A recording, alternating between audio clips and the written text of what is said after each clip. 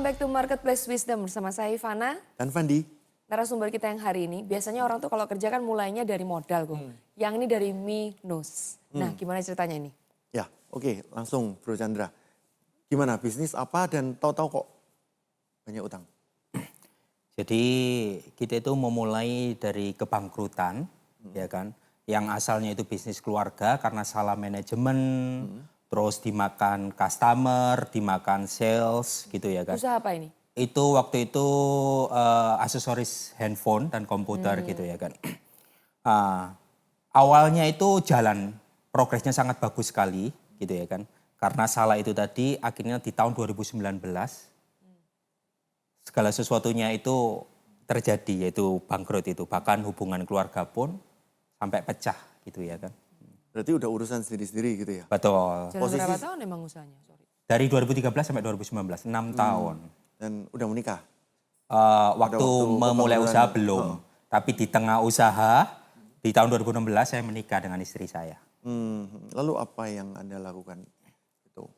Jadi intinya banyak utang gitu ya? Betul. Terus utangnya itu dibagi ke keluarga atau utangnya dibebankan ke Anda semua? Sebagian akhirnya ada yang dibagi pergi ke kita, ada yang dibagi pergi ke keluarga gitu. Jadi semua punya tanggung jawab masing-masing gitu. Tetapi yang dibebankan pergi ke kita itu lumayan banyak. Sekitar? Ya kurang lebih 1,5 sampai 2 M lah ya. Itu pun hutang ke supplier, juga hutang pergi ke bank. Karena segala usaha waktu itu pakai nama saya sih.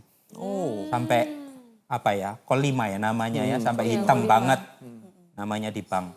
Kurang lebih seperti itu gitu. Oke, ya udah singkat cerita ya berarti apa yang Anda lakukan pada waktu itu? Terus gimana turning point-nya? Waktu itu sempat sangat-sangat stres karena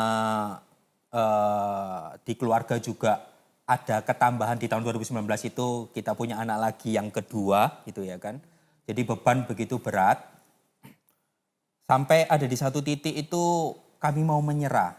Jadi waktu itu kita ada di persimpangan jalan karena kan posisi di penggembalaan, kita sebagai seorang pemimpin menggembalakan kurang lebih 300 sampai 400 orang gitu kan di Army of God gitu ya kan. Terus melihat keadaan pekerjaan yang tidak baik-baik saja. Kita sudah sepakat memikirkan matang-matang untuk kita lepas pelayanan karena kita mau fokus mengerjakan sesuatu yang dari minus ini bagaimana bisa survive karena kondisi anak juga perlu susu, pampers yang tidak bisa ditunda gitu ya kan. Sampai suatu ketika di bulan Mei, saya lupa tanggalnya itu, kami dipanggil oleh gembala kami di kantor gereja siang-siang itu. Ya sudah kita datang, waktu kita ketemu banyak hal yang diperbincangkan gitu. Salah satunya menanyakan apakah benar ini mau memutuskan untuk meninggalkan pelayanan gitu ya kan. Waktu itu dikasih waktu kurang lebih 5 menit ya karena gembala kami pergi ke toilet gitu ya kan. Disitulah turning point yang terjadi. Gitu. Roh Kudus jamah, hati itu diubahkan 180 derajat melihat bahwa Tuhan itu tidak pernah meninggalkan. Seberat apapun masalahnya Tuhan tidak pernah meninggalkan. Jangan pernah meninggalkan panggilan hanya karena sebuah masalah yang besar. Karena di dalam panggilan itu ada penyertaan Tuhan. Dari sana itu hati saya berubah. Waktu gembala saya kembali. Ya, tapi sebelumnya sorry, saya putus dulu. Dalam waktu 5 menit itu apa yang Anda lihat, apa yang Anda rasakan? Itu apakah tahu-tahu Tuhan jamah aja? Iya, tiba-tiba itu hati itu merasakan damai sejahtera. Benar-benar dijamah Tuhan yang tidak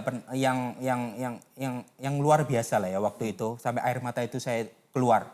Di tengah kantor Di tengah kantor gereja yang rame sekali gitu ya kan. Jadi waktu itu kayak personal sekali. Saya ditempatkan di satu situasi kayak hanya saya dengan Tuhan gitu loh. Disitulah benar-benar Tuhan menjamah. Tuhan itu cuman mengingatkan gitu loh. Waktu pertama kali bertobat itu seperti apa. Disitulah hati saya itu dirubah. Next setelah itu ketemu dengan gembala. Iya, waktu ketemu dengan gembala, saya itu ada kekuatan untuk memutuskan saya tetap untuk melayani Tuhan, mengerjakan apa yang menjadi tanggung jawab saya sebagai seorang pemimpin gitu. Waktu pulang, saya ngomong pergi ke istri. Istrinya sedikit kaget, loh kok tetap melayani gitu ya kan. Karena secara domisili, waktu itu kita tinggal di Surabaya Utara, pelayanan kami di Surabaya Selatan. Dan itu memakan waktu dan juga jarak yang luar biasa panjang gitu ya kan. Tetapi dari sanalah saat istri pun support, ada kekuatan demi kekuatan yang terjadi. Kan. Karena menurut matematika kami, pengalaman di bisnis ini, bisnis kami itu mestinya bisa jalan kalau ada barang. Tapi waktu itu tidak bisa jalan karena supplier sudah tidak ada kasih barang gitu loh. Hasilnya untuk penjualan itu customer-customer banyak. Marketnya itu sudah kebentuk gitu loh ya kan. Tetapi karena nggak punya barang, itulah yang menjadi masalah. Pengeluaran jauh lebih besar, harus bayar pegawai dan lain-lain, tidak bisa bayar supplier. Ya akhirnya bisnis itu stop di tempat, tidak bisa jalan kemana-mana. Oke, berarti gimana? Nggak ada barang, terus cara ngelunasi utangnya? Nah, waktu itu, Nah, Vio, gimana Vio? Jadi waktu itu ada di titik di mana waktu saya berdoa pagi, saya itu cuman bilang seperti ini, Tuhan kalau kami diizinkan untuk diberkati, kami juga mau memberkati banyak sekali orang. Dari situ seperti Tuhan itu bukakan tingkap-tingkapnya gitu ya. Saya merasakan kalau ada hal-hal yang mau Tuhan kerjakan lebih lagi atas kehidupan kita. Jadi saat itu teman-teman di kanan kiri itu sudah bilang, ayo jual online lah. Kapan mau jual online? Kok maunya kelilingan, buang-buang kos. Nah waktu itu cobalah masuk ke toko-toko yang ada. Nah waktu kita masuk itu kita tuh nggak punya barang yang memang sedang dibutuhkan. Tapi kita punya dead stock. Oke. Nah dari dead stock itulah kita melihat kalau ini itu peluang. Jadi online kita itu benar-benar kita buat bagaimana kamu harus menghasilkan cash flow untuk kita. Dari situ yang kita lihat awalnya ini barang mati jadi uang. Oh, Seperti jadi barang itu. materinya dijual di online tuh yang jalan. Betul. ya, seperti firman Tuhan katakan ya 5 roti 2 ikan, itu sisanya kita memangnya, sudah tidak ada lagi. Sama satu lagi ada waktu kita berdoa sama-sama, ada satu kata-kata Tuhan itu sangat mengubahkan kami berdua, menguatkan lebih tepatnya. Tuhan itu cuma berbicara seperti ini, aku tahu masalahmu itu besar, tetapi aku Tuhan jauh lebih besar daripada masalahmu. Perkataan ini itu sudah sering kita dengar, bahkan pernah kita sampaikan pergi ke anak-anak rohani. Tetapi khusus waktu itu perkataan yang sangat-sangat mengubah. Betul. Keluar dari ruangan doa itu, kita itu menjadi orang yang jauh lebih confident menghadapi segala sesuatu karena percaya bahwa Tuhan ada di dalam setiap perjalanan kami gitu loh. Hikmat-hikmat Tuhan itu mengalir. Saat kami jualan online pun di situ ada covenant ya, ada penyertaan Tuhan gitu. Waktu pelayanan, waktu keluarga, waktu pekerjaan, segala sesuatunya itu bisa balance. Tidak ada satupun yang ditinggalkan. Semuanya bisa berjalan beriringan gitu loh. Dan pekerjaan pun sangat-sangat diberkati sekali. Tuhan kirimkan orang-orang yang mau beli di toko kita. Padahal itu barang yang menurut kita sudah tidak laku. Itulah Ini toko covenant di Tuhan. offline maksudnya? Toko-toko di Online ya? online. Online. Iya, betul. Kita mulai masuk di e-commerce. Ya, karena kalau mau jual lagi pergi ke toko offline, sangat kecil kemungkinan mereka mau bayar cash. Di satu sisi barang ya juga bukan barang yang fast moving. Itu barang yang tidak laku lah. Terus apa yang terjadi nih setelah dead stock ya? Dead stocknya habis terus apa yang dilakukan? Nah, tapi sorry, saya potong dulu ya. Saya lebih tertarik gini, karena pasti ini jadi relate dengan pengalaman banyak orang. Bagaimana akhirnya dead stock ini bukankah itu berarti bukan minatnya customer kan? Gitu, karena Anda pasti jual ke toko, nah toko itu jual ke customer kan?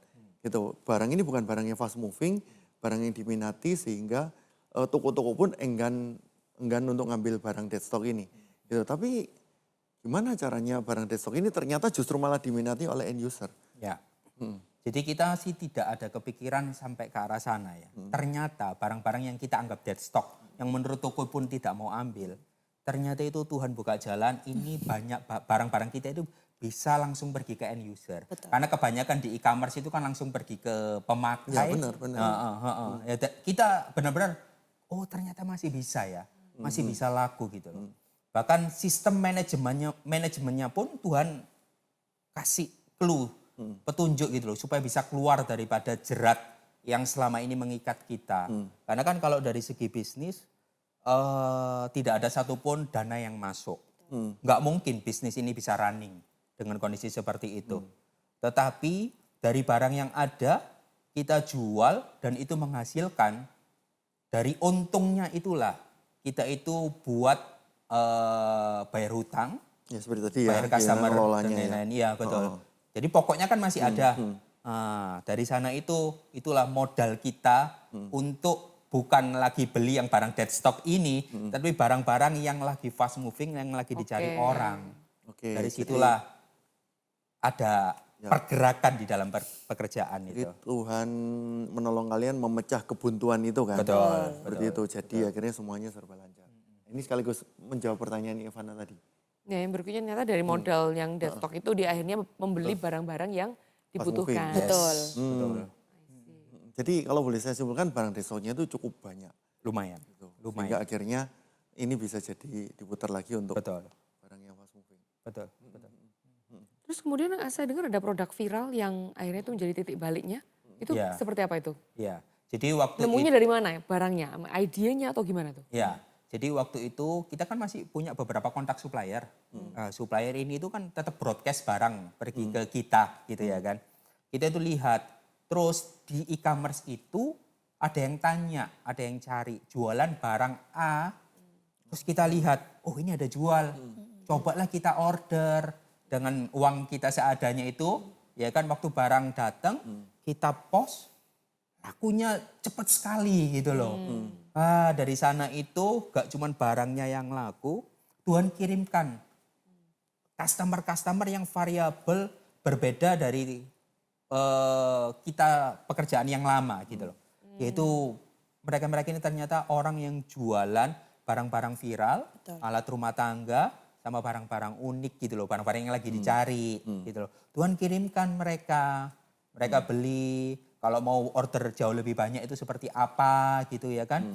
Akhirnya mereka kita tukeran nomor WhatsApp waktu itu.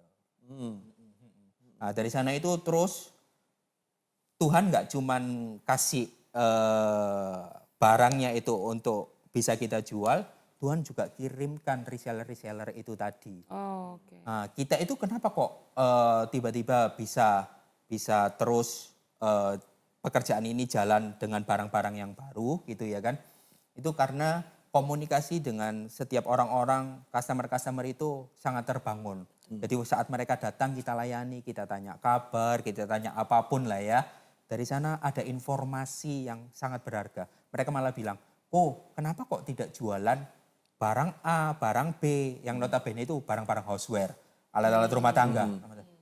Kita enggak tahu ya apa caranya. Oh kok beli aja di sana, itu tempatnya. Nanti kita ambil di Koko aja karena deket gitu. Saya cobalah kontak. Kita tahu supplier-supplier rumah tangga dari customer-customer itu gitu loh. Jadi Tuhan itu kalau buka nggak cuma satu sisi, semua sisi dibuka. Karena kan kalau kita mau memulai lagi pekerjaan yang lama yang tanda kutip itu sudah tidak ada yang mau kasih barang kan pergi ke kita. Tuhan bukakan keran yang lain itu dari customer-customer ini tapi melalui barang viral itu tadi. Nah, di sini tergenapi the year of unity and open heaven ya. Benar. Menarik sekali sih. Ini untuk yang part keduanya. Ini kita mau lebih membahas tentang teknis nih. Betul. Gimana? Karena kan kita nggak bisa mungkiri sekarang semua usaha itu masuknya ke online. Betul. Gitu kan. Nah, tapi online tuh nggak gampang. Ya, online tuh nggak gampang banget. Nah, Yang katanya harus 24 jam ready gitu ya, harus cepat dibalas dan sebagainya. apa bener seperti itu? Betul. Nah, Jadi- itu nanti jatahnya part Yes. 2 aja ya. Oke. Biar teman-teman juga penasaran. Betul Gitu. sekali. Kita Jadi akan nanti kupas habis. secara lebih teknis bagaimana sih bisa berkembang dan berbuah lebih di dunia online sampai akhirnya punya toko offline ya, bener ya? Betul. Nah, itu Nah, ceritanya justru seperti biasanya apa? orang offline dari online kayak tadi ya barusan. Yes, Tapi ternyata yes, ini yes. dari offline. Dari harus dari dari online. offline ke online Nah. ke offline Oh, lagi. betul. Aduh, ceritanya panjang banget dan pasti seru penuh dengan hikmat-hikmat yang bisa kita pelajari di Yes. part 2. Oke? Nah, kita berhenti sampai sini dulu, kita lanjut minggu depan. Yes. Oke, see you, bye-bye, God bless.